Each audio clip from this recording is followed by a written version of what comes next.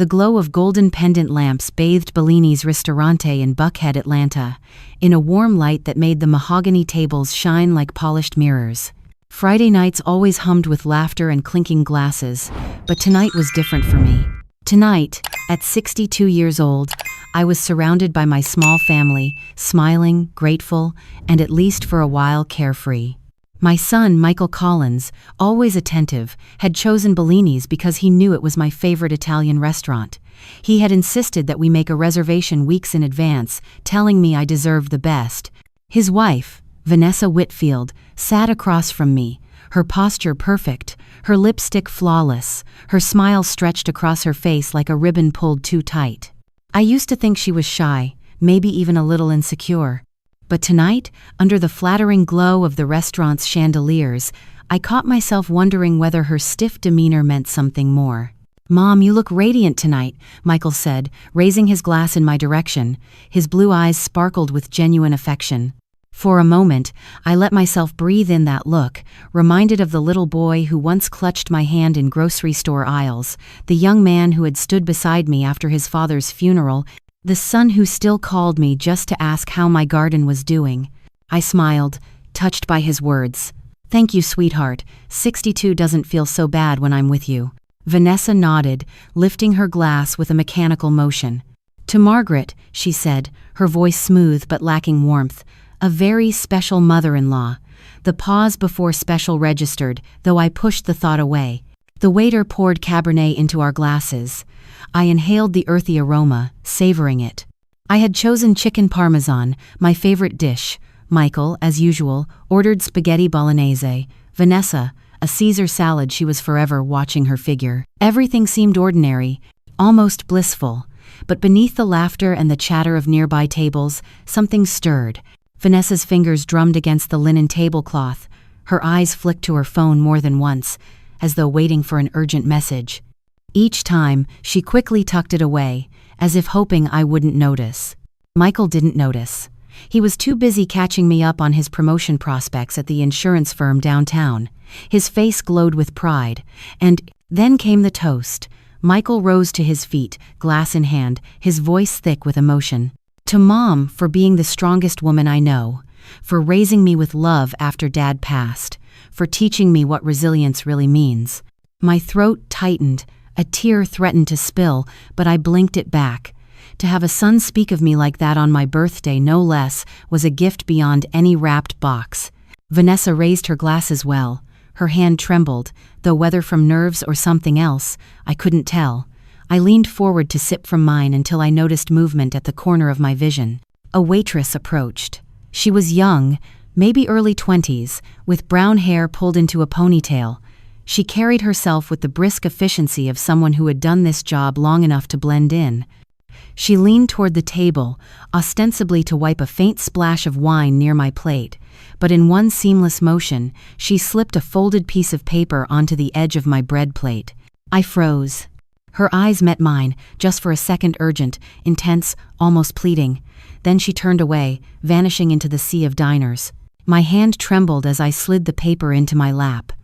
I waited until Michael and Vanessa returned to their conversation before carefully unfolding it beneath the tablecloth. The handwriting was rushed but legible. "Don't drink that. Your life is in danger. Trust me."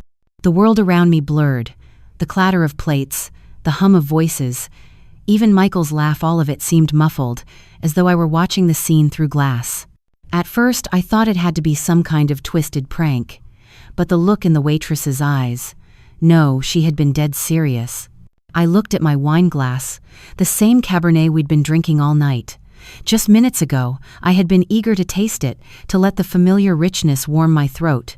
Now it sat before me like liquid poison. I forced myself to smile as Michael told a story about a client. Vanessa nodded along, though her eyes flickered again, this time not to her phone, but to my untouched glass. "Excuse me," I said, rising with a calm I did not feel. "I'll be right back." My legs shook as I made my way to the restroom. Inside, under harsh fluorescent lights, I unfolded the note again, praying the words might somehow have changed. They hadn't. "Don't drink that. Your life is in danger." My reflection in the mirror looked pale, ghostly. Was I overreacting? Could this be some mistake? But Vanessa's nervous glances, the tremor in her hands. No, something was wrong. I returned to the table, heart pounding. Michael flagged down a waiter for breadsticks, momentarily distracted. Vanessa's gaze darted between me and the glass in front of me. That was when I made my decision. With a movement so small, it could have passed as adjusting my silverware, I slid my glass toward Vanessa's place and replaced it with hers. The Cabernet swirled, identical in shade, indistinguishable to anyone watching. Finally, I raised the glass that was now safely mine. "To family," I said, forcing cheer into my voice. Michael smiled, proud and unknowing. Vanessa lifted hers too, the glass that had once been mine. We clinked. We drank. The wine tasted as it always did, rich, full-bodied, but I could barely swallow, my eyes fixed on Vanessa. For a while, nothing happened. Michael launched into another story. Vanessa chimed in, though her voice wavered. I tried to play along, nodding at the right times, laughing when appropriate. Inside, my nerves screamed. Then it happened. Exactly 5 minutes after the toast, Vanessa pressed a hand to her stomach. Confusion flickered across her face. I feel strange," she whispered. Michael turned instantly, concern flooding his voice. "Honey, are you okay?" She shook her head, beads of sweat forming on her forehead. Her skin paled. Her hands trembled not from nerves, but violently, uncontrollably. "Call 911, I shouted, though my voice was eerily calm. The restaurant erupted into chaos. Chairs scraped back, diners gasped, staff hurried over. Vanessa tried to stand, but collapsed back into her chair, her breath ragged, her eyes glassy. Michael cradled her, panic in every syllable. "Vanessa, stay with me." I sat frozen, torn between horror and a sick, undeniable certainty. The note, the wine, the trembling smile. It was supposed to be me. Paramedics burst through the door within minutes, wheeling Vanessa onto a gurney. Michael climbed into the ambulance, gripping her hand. I followed, silent, clutching the note in my fist. The siren wailed as we tore through the streets of Atlanta, neon lights flashing against the windows. Michael's eyes, wide with fear, found mine. "I don't understand," he choked. "She was fine an hour ago. What's happening to her?" I wanted to answer. I wanted to reassure him. But the note burned in my palm like fire, and the truth lodged in my throat. I said nothing. The ambulance pulled into the bay of Emory University Hospital. Doctors and nurses rushed her inside, leaving Michael and me in the sterile waiting area, the hum of fluorescent lights pressing down like a weight. He turned to me, pale, desperate. "Mom, what's going on?" I glanced at the note, still clenched in my hand. The words echoed in my mind. "Don't drink that. Your life is in danger." Was I ready to tell him? Was I ready to admit that the woman he loved might have just tried to kill me? The door swung open.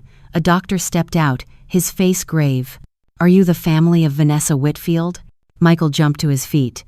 "Yes, I'm her husband. This is my mother. How is she?" The doctor hesitated, his eyes scanning both of us. "She's stable for now, but the tests, we found something troubling in her system." My heart slammed against my ribs. He leaned closer, his voice low. "Mrs. Whitfield has a dangerously high level of digoxin in her blood. It's a cardiac medication. In this dosage, it's potentially lethal." Michael's mouth fell open. "Digoxin? What does that mean?" The doctor looked from him to me, then back again. "It means someone may have tried to poison her." The sterile scent of disinfectant clung to my nostrils as I sat in the plastic chair that seemed designed for discomfort. The waiting area of Emory University Hospital Midtown was lit with fluorescent lights so harsh they turned every wrinkle and shadow into something unforgiving. The murmur of voices, the occasional page over the intercom, the squeak of nurses' shoes against the linoleum, all of it swirled together, but none of it mattered. My world had narrowed to the note in my fist and the man pacing in front of me. Michael. My son. His suit jacket was rumpled now, his tie loosened, his hair mussed from running his hands through it again and again. He kept glancing at the double doors that had swallowed Vanessa, as if willing them to open and return her safe and whole. "This doesn't make sense," he muttered for the 5th time. "She was fine. She was—" "Michael." My voice trembled, but I forced it to stay steady. I unfolded the note and placed it on the small table between us. The words, scrawled in hurried handwriting, glared up at us. "Don't drink that. Your life I placed in Ace." Michael's eyes widened. He picked it up, his fingers shaking. Where did you Jace?" I explained everything. The waitress, the way she slipped it to me, the way Vanessa's eyes kept darting toward my glass, my decision to switch them As I spoke, the color drained from his face. He dropped into the chair beside me, staring at the note as if it might burst into flames. "Are you saying," his voice cracked, "are you saying someone tried to poison you, that?" My heart twisted. Saying it aloud made it real. "Yes," I whisper. He shook his head violently. No, that's impossible. Vanessa would never. She loves you. She's always so concerned about you, always asking about your health, reminding me to check in on you." A new voice cut through his denial. "Mr. Collins?" We both turned. The doctor who had spoken earlier stood there again, joined now by a woman in a charcoal blazer. Her short-cropped silver hair and sharp eyes gave her the aura of someone who had seen far too much. "This is Detective Lieutenant Karen Lee," the doctor said. "She'll be handling the investigation." Detective Lee extended her hand, firm and professional. I shook it, my own palm clammy. Michael did the same, though hesitantly. "I understand this is overwhelming," she said, her tone measured but not unkind. "But the presence of digoxin in Mrs. Whitfield's system is not accidental. We need to establish how it got there, and whether anyone else may be at risk." Her eyes flicked briefly to me. Michael bristled. "You think someone poisoned my wife?" Detective Lee held his gaze. "That's what the evidence suggests." I swallowed hard. The weight of her words pressed against me, suffocating. The detective gestured toward a quieter consultation room down the hall. We followed, the three of us sitting around a small table under buzzing lights. She flipped open a notebook, pen poised. "Mrs. Collins, I'd like you to tell me everything that happened tonight, from the moment you sat down to dinner." So I did. I recounted the laughter, the toast, the folded note, the warning scrawled across it. I told her how my instincts had screamed at me, how I'd switched the glasses. Michael buried his face in his hands. When I finished, Detective Lee tapped her pen against the page. "The waitress who gave you the note, do you know her name?" I shook my head. "She never said. Young brown hair in a ponytail. She'll be on shift records," the detective assured me. "We'll find her." Michael lifted his head, eyes bloodshot. "You're making it sound like Vanessa, like my wife tried to kill my mother. That's insane." Detective Lee studied him carefully. "Mr. Collins, has your wife ever expressed unusual concern about your mother's health? Talked about confusion, memory lapses?" Michael froze, his lips parted, but no words came. He looked at me, guilt written across his face. "Michael?" I prompted gently. He exhaled, broken. She did. She told me you seemed forgetful lately, that maybe you were showing early signs of dementia. She said we should start looking into care options." His voice cracked on the last two words. The air left my lungs. "Care options?" I whispered. He nodded miserably. "She said she was worried about you, that she'd noticed you repeating stories, forgetting things. She even showed me articles online about warning signs. I believed her. I thought she was just looking out for you." Detective Lee scribbled furiously. "This is important. It suggests a pattern of gaslighting, making someone question their own memory and judgment. It often precedes attempts to gain control over finances or medical decisions." Michael looked as if he might vomit. No, this is all wrong." But deep down, I could see the truth dawning on him. The consultation was interrupted when the door cracked open, and a nurse leaned in. "Detective? Mrs. Collins? There's someone who wants to speak with you." We stepped into the hall. The young waitress stood there, her ponytail slightly undone, her eyes fierce despite the fear flickering behind them. "It was her," she said, pointing directly at me. "She was the one in danger." Detective Lee guided her into the room. "Name?" "Jada Reynolds," she replied, voice steady. "Nursing student, and I know what I saw." She explained how she'd been watching our table, how she'd seen Vanessa slip something into my glass while Michael was distracted, how her stomach turned as she realized what was about to happen. "I couldn't let it happen again," Jada said, her hands clenched. "Again?" The word caught me like a hook. Detective Lee narrowed her eyes. "What do you mean? Again?" Jada hesitated, then took a shaky breath. 2 years ago, my grandmother died. She was in an assisted living facility, Serenity Pines, north of the city. Her health declined suddenly, her memory started fading, and then she died of heart failure. I always thought it was suspicious. Her gaze darkened, and the CNA who cared for her was named Vanessa Peters. The room fell silent. Michael's head snapped up. Peters? That's Vanessa's maiden name. My blood ran cold. Detective Lee leaned forward. Miss Reynolds, are you certain it was the same woman? Absolutely, Jada said, her voice like steel. When I saw her tonight, I knew. That's why I gave the note. I wasn't going to let her do it again. Michael staggered to his feet, gripping the edge of the table as though it were the only thing keeping him upright. His voice cracked. No, she wouldn't, she couldn't. But his words trailed off. He knew. Somewhere deep inside he knew. I pressed a hand to my chest, my heart hammering. The pieces were clicking together, each one more horrifying than the last. Detective Lee's pen scratched across the page. We'll need full statements from all of you, and Mrs. Collins, we may need to review your financial and medical records as well. If Vanessa has a pattern, it may extend beyond tonight. I nodded numbly. Michael finally collapsed into the chair, his face buried in his hands. My God, what kind of monster did I marry? The detective's voice was calm but firm, the kind who doesn't stop until she gets what she wants. The fluorescent lights above buzzed faintly, a ceaseless reminder that I was trapped in a place where truth refused to stay hidden. Detective Lee's revelation hung in the air like smoke from a fire still burning. A power of attorney, a trust, both filed last month. I sat stiffly in the plastic chair, my hands folded tight in my lap, the skin of my knuckles pale and stretched. My heart thudded unevenly, as though it too wasn't certain it wanted to go on. Michael stared at me, his eyes wide with disbelief. Mom, he whispered, voice raw, tell me this isn't true. Tell me you didn't sign away everything. My lips parted, but no answer came. Instead, fragments of memory spilled into me like pieces of broken glass. Vanessa setting a cup of chamomile tea in front of me on a gray afternoon, her smile soft, her tone filled with that faux sweetness she always wore. It'll help you relax. You've been so stressed, Margaret. You should let Michael take care of things. Another flash papers sliding across my kitchen table, the edges crisp against the wood, my hand grasping a pen, my signature scrawled in uneven loops. But why? Why couldn't I remember more clearly? I don't know, I admitted, my voice thin.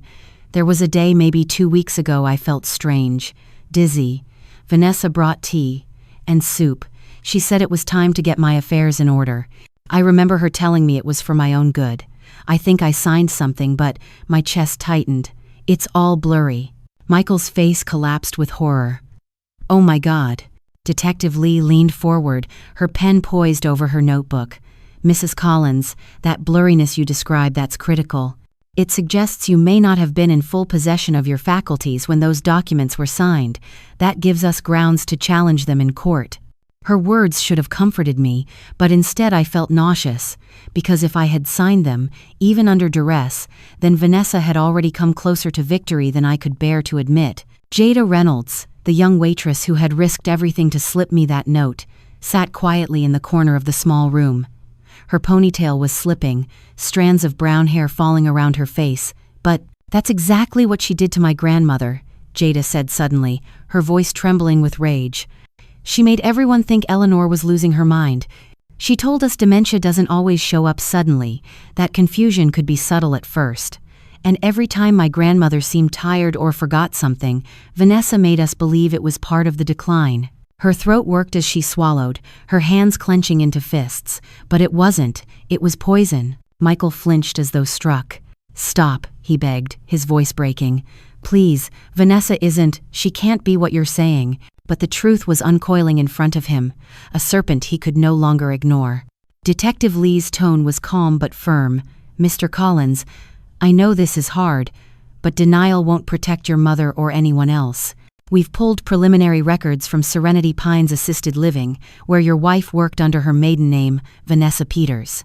During her tenure, at least 3 residents died under suspiciously similar circumstances: sudden heart failure, rapid cognitive decline. Families accepted it as natural aging, but patterns don't lie. Michael's hands covered his face, his shoulders trembled. God help me. The room's silence thickened, broken only by the hum of the hospital's ventilation system. I forced myself to speak, though the words scraped my throat. Detective, I've felt symptoms too. For months now, dizziness, fatigue. There were days I swore I was repeating myself, losing my memory, but I thought it was just getting older. My voice cracked. I never imagined it could be her.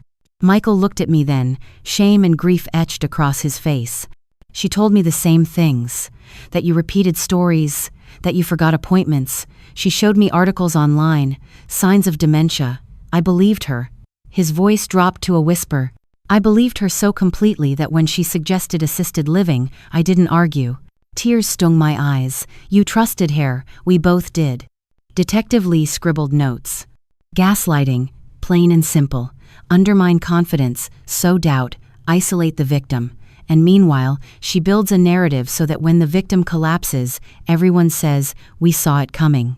The sheer precision of it made me shiver. This wasn't a spur-of-the-moment crime, this was a strategy. Lee continued, her eyes sharp. It's not just about control of your money. It's about rewriting the truth so no one questions her. My pulse hammered against my ribcage. I wanted to scream, to tear at the walls, to rewind time to when I thought Vanessa's stiffness was just nerves, not malice. But reality was merciless. At that moment, the door creaked open. A nurse stepped in, glancing nervously at Detective Lee.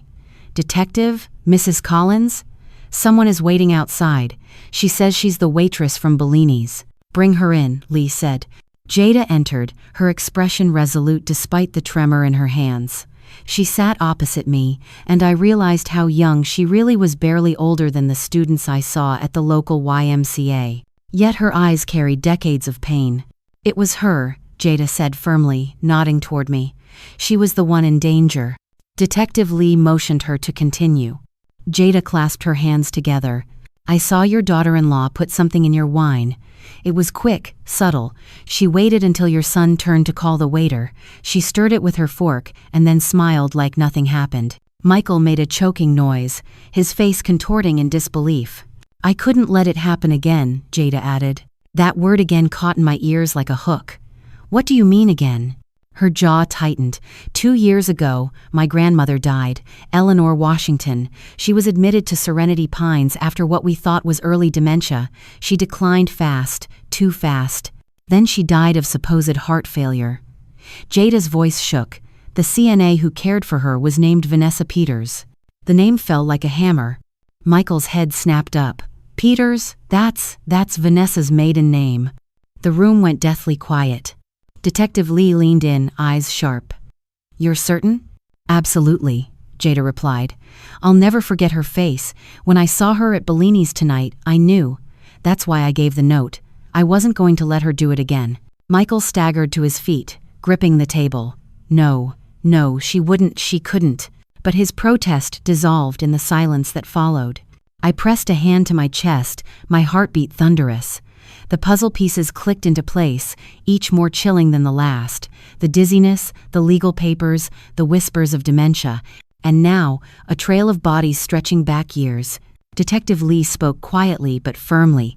We'll be pulling all her employment records, medication logs, and prior cases. We'll also expedite a request to the county to put a temporary freeze on all your assets, Mrs. Collins. Until we sort this out, nothing moves without your signature and your lawyer present. I nodded numbly. Michael finally sank back into his chair, burying his face in his hands. His voice came muffled. My God, what kind of monster did I marry? No one answered. The silence was suffocating. The morning after the hospital ordeal, Atlanta felt different. The city's heartbeat, usually so familiar, carried a sinister echo. For years I had walked its streets feeling safe, independent, confident in my ability to navigate life alone.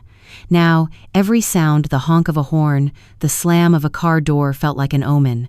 Michael drove me downtown to the offices of my longtime attorney, Charles Baker. His hand tightened on the steering wheel, as though it were the only thing keeping him grounded. I could see the storm inside him reflected in his jaw, clenched so tightly I thought it might crack. Neither of us spoke much on the drive. What was there to say? That my daughter-in-law had tried to poison me? That she had nearly succeeded in rewriting my life into a tragic case of early dementia? That Michael himself had been her pawn? The silence said more than words could. When we entered Baker & Associates, the receptionist's eyes widened.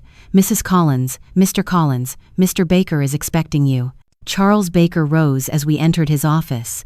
A man in his late 60s, with thinning silver hair and glasses perched on the end of his nose, he had always reminded me of a wise uncle, someone you could trust with secrets. But today, his expression was uncharacteristically grave. "Margaret," he said, his voice low. "Michael, please sit." We did. My heart pounded as he opened a leather folder. Inside were documents I didn't recognize, yet each bore my signature.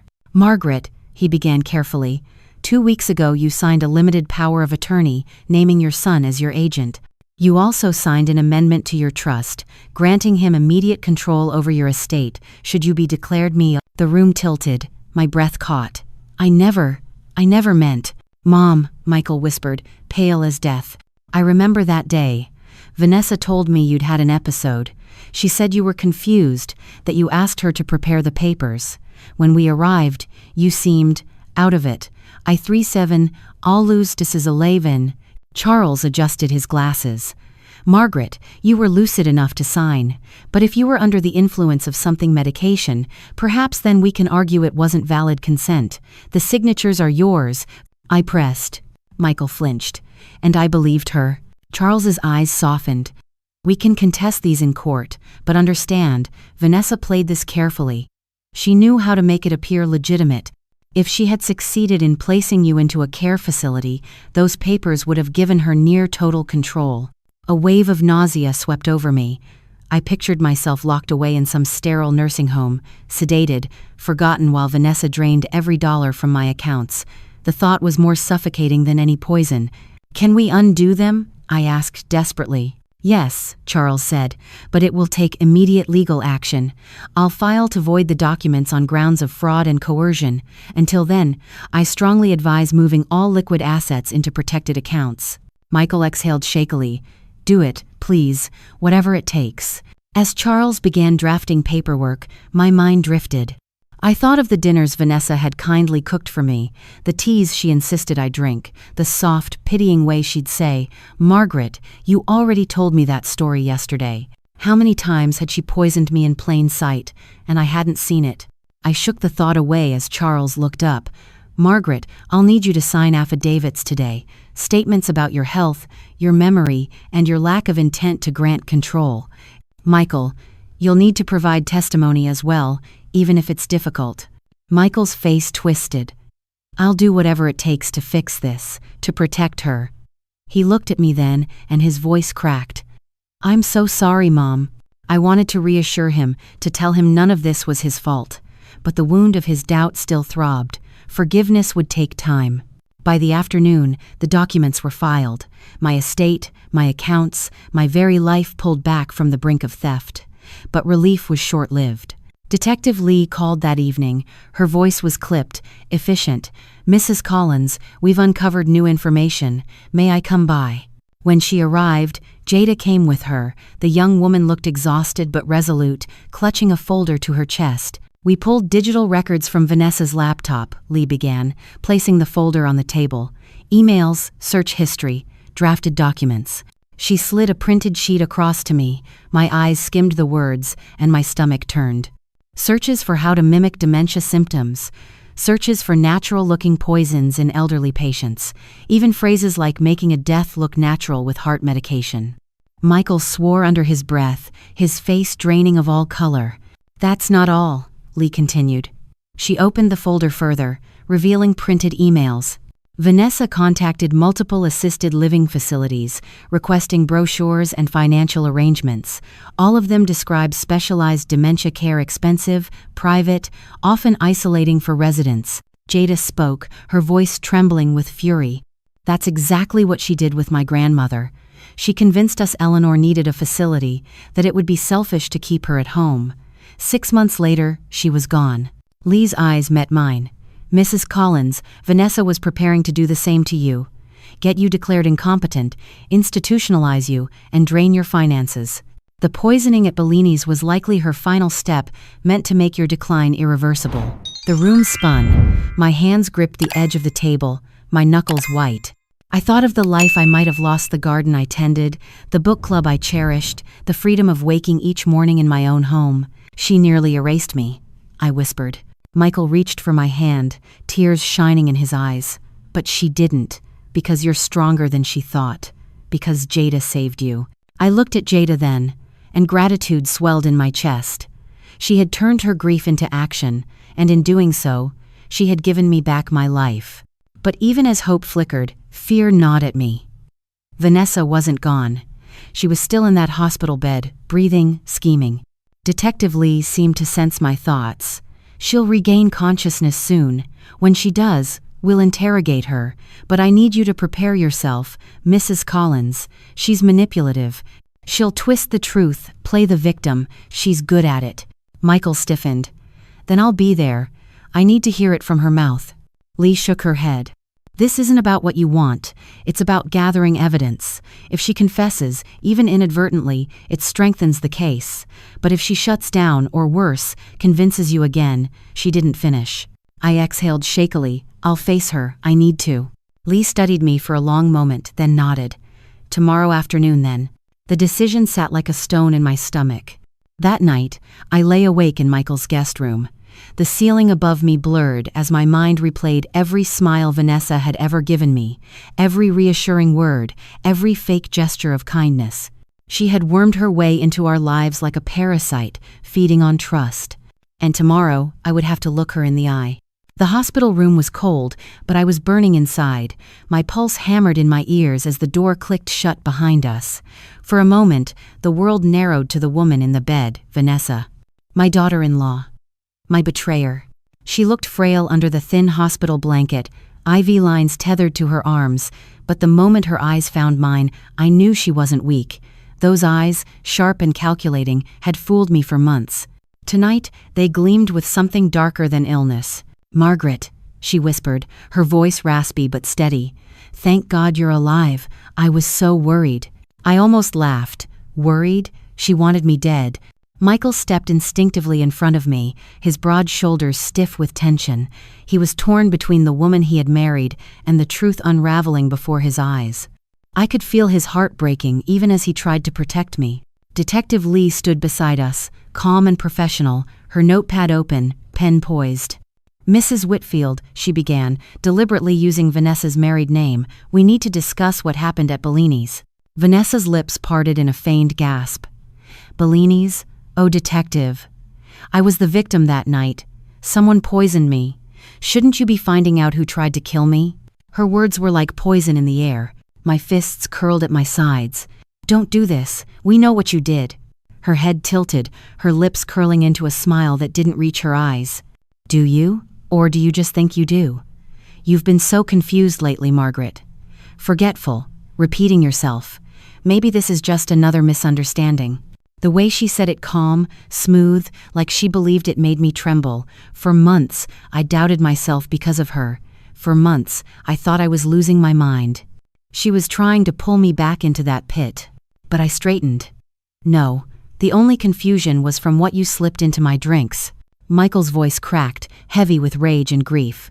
Stop lying, Vanessa. We found the searches, the legal papers. You set her up. For just a flicker, her mask slipped. Her jaw tightened, eyes flashing with fury, but she recovered quickly, feigning hurt. Michael, darling, you can't believe this. Your mother's been spinning stories. She's hated me since the beginning. She's jealous of us. Michael's face hardened. Jealous? She raised me alone after Dad died. She gave me everything. You tried to kill her. The silence that followed was suffocating. Detective Lee finally leaned forward. Mrs. Peters, the deliberate use of her maiden name cut like a knife. Forensics confirmed your fingerprints on the poisoned glass. How do you explain that? Vanessa's lips trembled. I don't know. Maybe someone framed me. That waitress, what's her name?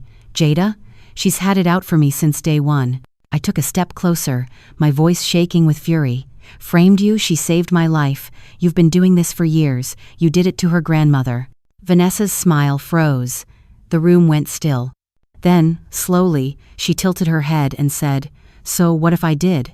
Michael reeled. "My God." Her eyes glittered. "Parasites survive, Margaret. They take what they need. You cling to independence and dignity, but you're old. You were going to fade anyway. I was offering you peace, a painless end." Her cruelty knocked the breath from my chest. "Peace?" I spat. "You were stealing my life, my money, my son's trust. You weren't giving me peace, you were erasing me." Michael slammed his hand on the railing of her bed. "How many, Vanessa? How many people have you done this to?" Her lips curved into a cold smile. "More than you'll ever prove." The words rang in the air, heavy, undeniable. Detective Lee's pen hovered, her eyes sharp. "That sounds like a confession, Mrs. Peters." Vanessa smirked. "You can twist my words however you like, but in the end, it's your word against mine, and you're a desperate old woman, clinging to her sanity. Who do you think people will believe?" Her words cut deeper than I expected. For a moment, I felt that creeping doubt again, but then I thought of Jada, of Eleanor Washington, of all the lives this woman had stolen. I stepped forward until I was inches from her bed. "They'll believe the evidence, they'll believe the truth, and they'll see you for the monster you are." For the first time, her eyes burned with pure hatred. "Stupid old woman," she hissed. "You don't even realize how much I've already taken from you." My breath caught. "What do you mean?" Her smile widened, cruel and mocking. "Check your accounts, check your investments. By the time you figure it out, it'll all be gone." Michael's face went white. "What did you do?" Detective Lee raised a hand, cutting off the exchange. "That's enough. This conversation is over. We'll follow up." She motioned to the guard, who stepped closer to the bed. But I couldn't shake the chill Vanessa's words left behind. If she'd already siphoned money, what else had she done behind the scenes? Michael gripped my hand tightly as we left. His skin was clammy, his eyes wild. "We'll check everything tonight, Mom. I won't let her take another thing from you." Back at his house, the night dragged on like a nightmare refusing to end. I sat at his kitchen table, Charles Baker's folder of legal documents spread before me, my reading glasses perched on my nose. Michael hovered nearby, restless, his hands rubbing together over and over. Her words haunted me. "You don't even realize how much I've already taken from you." Finally, with trembling fingers, I opened Michael's laptop. The screen's glow bathed the kitchen in blue light as I logged into my online accounts. My breath caught as the numbers appeared. Lower. So much lower than they should have been. "Michael," I whispered, "look." He came to my side, staring at the screen, his face drained of color. "This can't be right." Page after page showed withdrawals, transfers, movements I didn't authorize, tens of thousands gone, maybe more. My stomach dropped. She hadn't been bluffing. Michael's hands shook as he clicked through the records. "Some of these transfers, they're recent, within the last 2 weeks." He looked at me with horror. "She's been draining you while building her case against you. Mom, she was setting you up to die penniless." I pressed a hand to my chest, the betrayal cutting deeper than any blade. "But how? I never gave her access." Michael's voice was flat, grim. "You gave me access, through the power of attorney, and she used me to get to you." Tears blurred my vision. She had used my son's love as the key to rob me. For a long moment, neither of us spoke. The only sound was the hum of the refrigerator and the faint tick of the wall clock. Finally, Michael whispered, "What if she didn't do this alone?" I turned to him sharply. "What are you saying?" She couldn't have moved money this quickly, this cleanly, without help. Someone had to guide her. A banker? A lawyer? Maybe someone at Serenity Pines? His voice dropped lower. "Mom, what if she has an accomplice still out there?" The words landed like ice in my veins. If Vanessa had allies, then her reach didn't end with the hospital bed. The conspiracy might be bigger, darker, and far from over. The numbers glowed on the laptop screen like an open wound. Line after line of unauthorized transfers, withdrawals, investments routed through shadowy accounts I'd never heard of. Each one carried the quiet violence of betrayal. Michael sat beside me, his head in his hands, his shoulders slumped, as though the weight of the entire night rested there. He whispered, "She couldn't have done this alone. Not this fast, not this clean." The thought lodged itself in my chest like a shard of glass. If Vanessa had someone helping her, then the nightmare wasn't confined to her hospital bed. It was bigger, wider, still moving. I forced my voice to stay steady. Then we find out who helped her. Michael looked up, his eyes rimmed red. But what if it's someone we know, someone in our circle? The idea chilled me. A neighbor, a banker, even someone at Charles Baker's law firm. Who had access to my accounts, my trust, my records? The very thought made me feel like my skin was no longer mine, peeled back for strangers to examine. The next morning, Detective Lee met us at Charles Baker's office. She looked as sharp as ever, her charcoal blazer perfectly pressed, her notepad tucked under her arm. But there was a new tension in her eyes, a warning that she'd been thinking the same thing we had. "Mrs. Collins," she began, "we pulled preliminary data from your accounts. The transfers were routed through multiple intermediaries. Whoever did this knew how to cover their tracks." She paused. This wasn't just Vanessa, she had help. Michael leaned forward, his voice raw. "Who?" Detective Lee opened her folder and laid out 3 printed pages. "These accounts were accessed using credentials tied to your power of attorney, which means, technically, they were authorized under your son's name." Michael blanched, his mouth falling open. "So you're saying this is my fault?" Lee shook her head. "No. You were manipulated. But someone inside the system had to process these transfers. Likely someone with banking or legal access." Charles Baker adjusted his glasses, his face drawn. "Margaret, did you ever grant Vanessa access to your financial advisor or bank representative?" I shook my head furiously. "Never. She always claimed she wanted me to feel independent, that she'd only step in if things got too complicated. That was her trick. She pretended to care." Jada, sitting quietly in the corner, spoke up for the first time. Her voice was low but fierce. "At Serenity Pines, my grandmother's financial rep was just helping too. It turned out he signed off on things without her consent. She never knew until it was too late." Her words made my stomach turn. Had Vanessa already built a web of accomplices, people who benefited from her manipulation? Detective Lee tapped her pen. "We'll subpoena the records. In the meantime, Mrs. Collins, I need you to think. Has anyone else been overly interested in your health or finances in the past 6 months?" The question made me pause. Faces flashed through my mind. My bank manager, cheerful but insistent that I check my statements more often. A nurse at my doctor's office who always seemed too eager to call Vanessa with updates. Even my neighbor, who had recently asked if I'd ever considered downsizing. It felt like paranoia. But after what Vanessa had done, how could I dismiss anything? "I don't know," I admitted. "But she wasn't working in isolation, she's too precise." Michael's hand clenched into a fist. "Then who the hell is helping her?" That night, I couldn't sleep. Every creak of Michael's house made me flinch. I sat in the dark kitchen with a cup of cold tea, staring at the shadows. My mind replayed every interaction, every kind smile, every subtle suggestion Vanessa had ever made. They all looked different now, drenched in venom. At 2 a.m., my phone buzzed, an email notification. I opened it, my stomach dropping as I read. "Alert! New login to your investment account. Location, Miami, Florida." Miami. I had never been there in my life. My chest constricted. They were still moving money, right now. I woke Michael immediately. He stumbled into the kitchen, blinking at the laptop screen. "Miami? Mom, this is live. They're still draining you." He grabbed his phone, calling Detective Lee.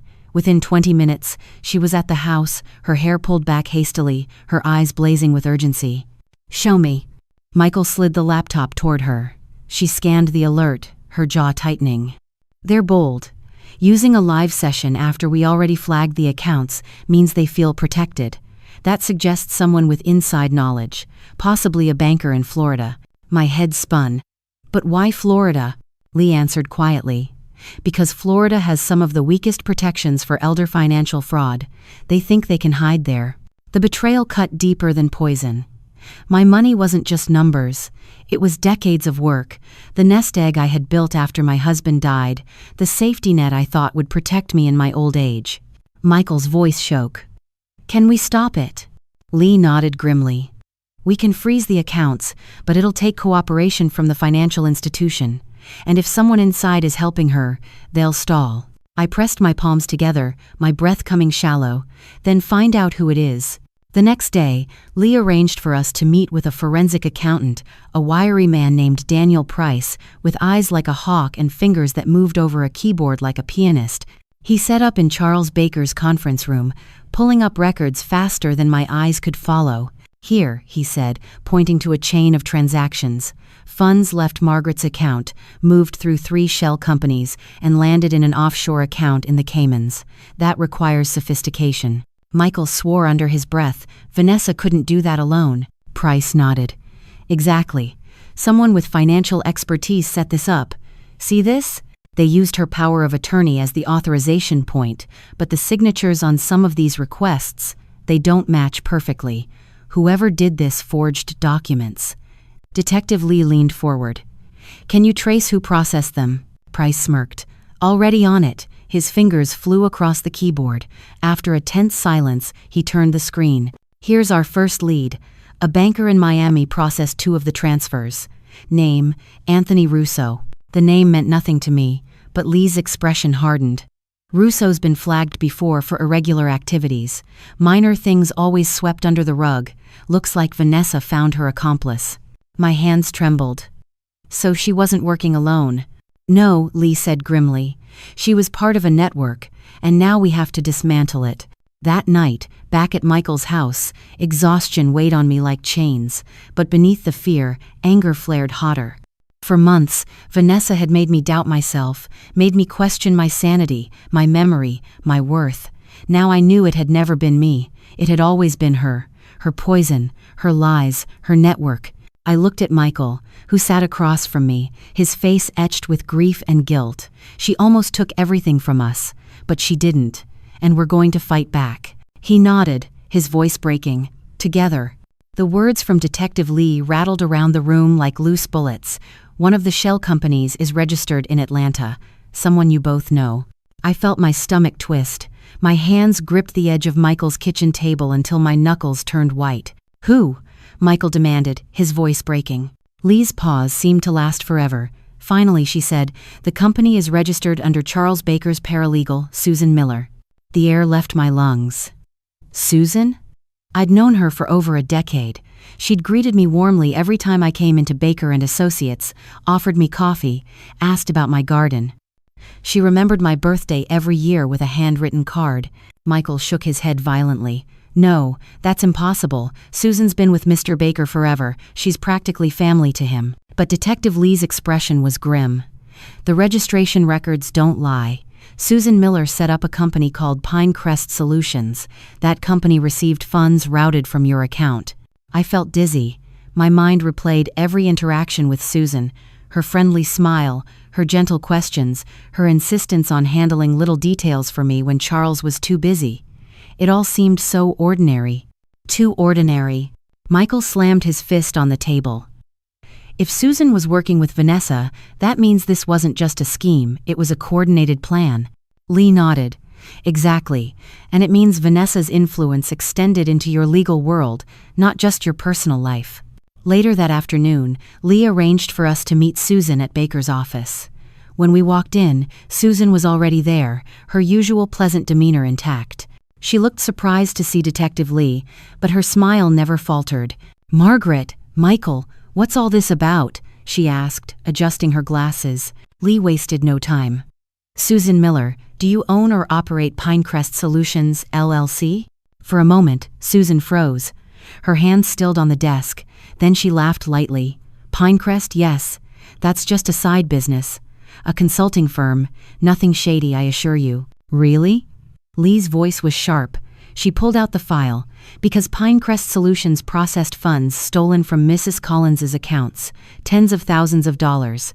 The color drained from Susan's face. She opened her mouth, then closed it. Her eyes darted to me, then Michael, then back to Lee.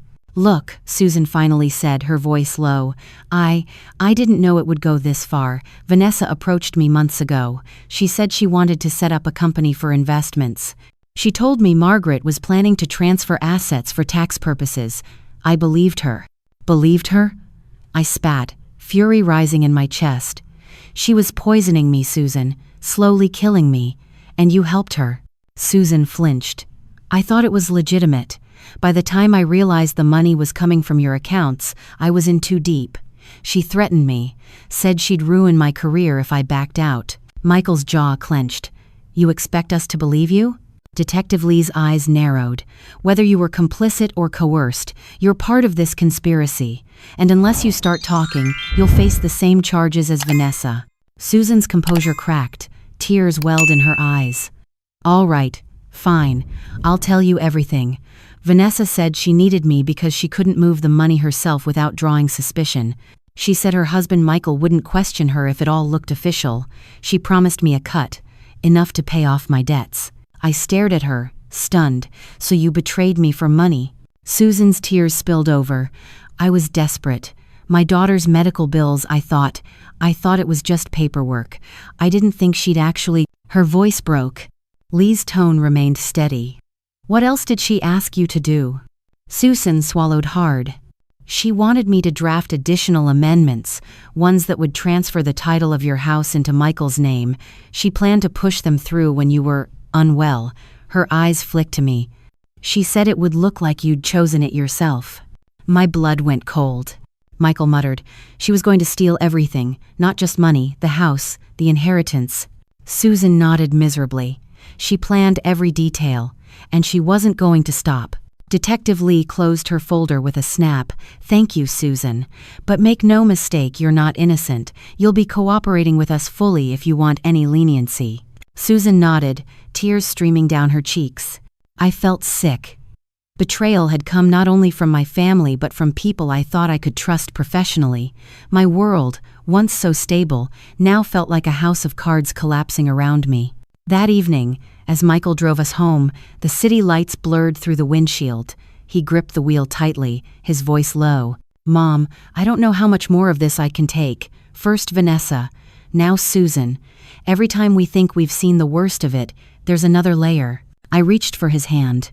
We'll get through it, together. But deep down, I felt the same dread. How many more layers were there? When we got home, I sat at the kitchen table, staring into my cup of tea. Jada came by, her eyes full of quiet strength. She was never just after you, Jada said softly. Women like Vanessa, they build webs. They pull in anyone they can, weak people, desperate people. That's how they thrive. Her words made me shiver. Detective Lee called later that night with an update. Susan's cooperation gave us more leads. Pinecrest wasn't the only shell company. There are two more. One in Miami, one here in Atlanta, and one of them is still active. Michael stiffened. Active? What does that mean? It means someone is still moving money right now, Lee said, and if Susan's telling the truth, Vanessa had other allies. We need to find them before more damage is done. The line went dead, leaving the room heavy with silence. The morning sun filtered through the blinds in Michael's kitchen, casting thin bars of light across the table where papers, laptops, and coffee cups crowded together. It should have felt like a normal morning, birds chirping faintly outside, the hum of the refrigerator, but instead, it felt like the war room of a battlefield I never chose. Detective Lee arrived early, her presence sharp and commanding as always, but her eyes betrayed urgency. She set a thick folder on the table. We've confirmed Susan's information, she said. Pinecrest was only the beginning. The second shell company in Miami has been frozen, but the third one here in Atlanta? It's still active, and the activity is recent. My pulse quickened. How recent? She slid a paper toward me. Funds MOV, Michael swore under his breath. So someone is still out there, pushing buttons while Vanessa sits in a hospital. Lee nodded grimly. And we're close, the take. I braced. Harold Whitfield.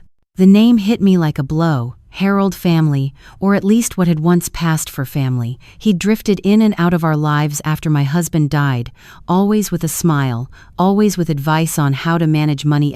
Michael's face darkened. I should have known. He's been sniffing around ever since Dad's funeral, always asking questions about the ESTA. I pressed a trembling hand to my lips. So it wasn't just Vanessa, she had high. Lee's voice was steady.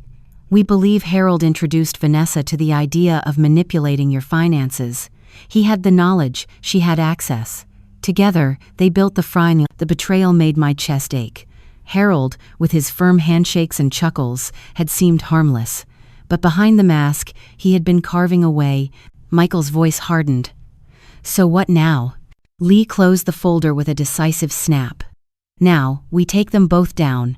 Vanessa for attempted murder, Harold for fraud and conspiracy. But Margaret," her eyes met mine, "you'll have to testify. Against Vanessa. Against Harold. Your voice will be the nail in their coffin." I swallowed hard. The thought of facing them in court made my skin crawl, but deep down, I knew it was the only way forward. The trial came swiftly. Word spread through Atlanta's legal and social circles like wildfire. The widow who was almost erased by her daughter-in-law. Courtrooms were never meant to be theaters, but this one felt like a stage where every truth and lie collided under the unforgiving lights. Vanessa entered in an orange jumpsuit, her beauty muted but her confidence intact. She glanced at me once, her eyes cold, her lips curled in that same mocking smile.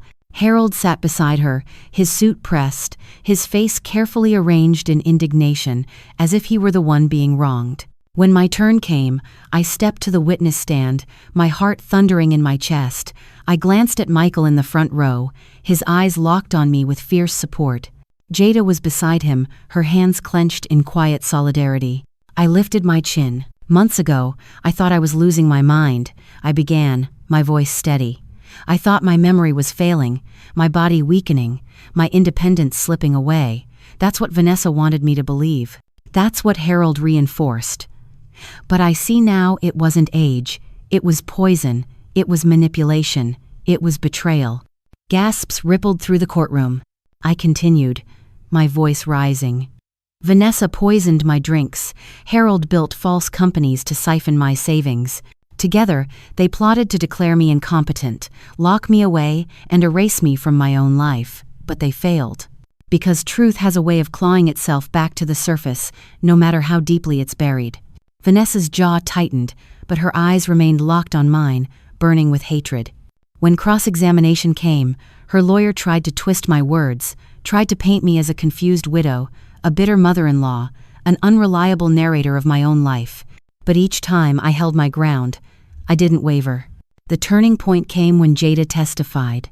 Her voice shook, but her conviction was iron. She described her grandmother Eleanor, her decline, her death, and Vanessa's presence in every step. She told the jury how she'd seen Vanessa slip something into my drink at Bellini's, how she'd risked everything to pass me that note. "She saved my grandmother's memory," Jada said, her eyes shining, "and she saved Margaret's life." By the time she finished, the courtroom was silent. Even Vanessa's mask slipped for a fraction of a second, a flicker of fury and fear breaking through. The verdict came after only 3 hours of deliberation. Guilty. Vanessa, attempted murder, elder abuse, fraud, conspiracy. Harold, fraud, conspiracy, financial exploitation. As the words echoed through the courtroom, relief washed over me like sunlight breaking through storm clouds. Michael buried his face in his hands, then turned to me, tears spilling freely. "It's over, Mom. They can't hurt you anymore." But as I looked across the courtroom, I saw Vanessa staring at me, her lips moving silently, forming words only I could see. "This isn't over." A chill swept through me. But then I glanced at Jada, at Michael, at Detective Lee, all standing beside me. And I knew, even if Vanessa clung to her illusions of power, she no longer held mine. The weeks that followed were a blur of rebuilding. Charles Baker helped restore my accounts, secured protective orders, and ensured every fraudulent transfer was reversed. Susan cooperated fully, testifying against Vanessa and Harold in exchange for leniency. Michael moved back into my home temporarily, his guilt still heavy but slowly softening as we rebuilt trust. He mowed the lawn, fixed the squeaky back door, and cooked dinner, small gestures that reminded me of the boy I had raised, not the man who had been blinded by Vanessa's lies. Jada became like family. She visited often, helping me plant herbs in the garden Eleanor once loved, sharing stories that made both of us laugh through tears. Together we honored the woman Vanessa had stolen from her. One afternoon, as we sat on the porch sipping sweet tea, Jada said softly, "You turned your pain into something bigger, Margaret. You made sure Vanessa didn't win. That matters." I looked at her, at Michael beside us, and for the first time in months, I believed it. The day the court formally sentenced Vanessa to life in prison without parole, the air felt lighter. Harold received 20 years. Justice, imperfect but undeniable, had been served. Reporters swarmed, stories filled the local news, and people called me brave. But I didn't feel brave, I felt alive, and that was enough.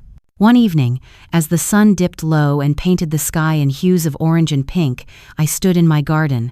The lavender I had thought would wither had bloomed again, its scent rising sweet and strong in the warm air.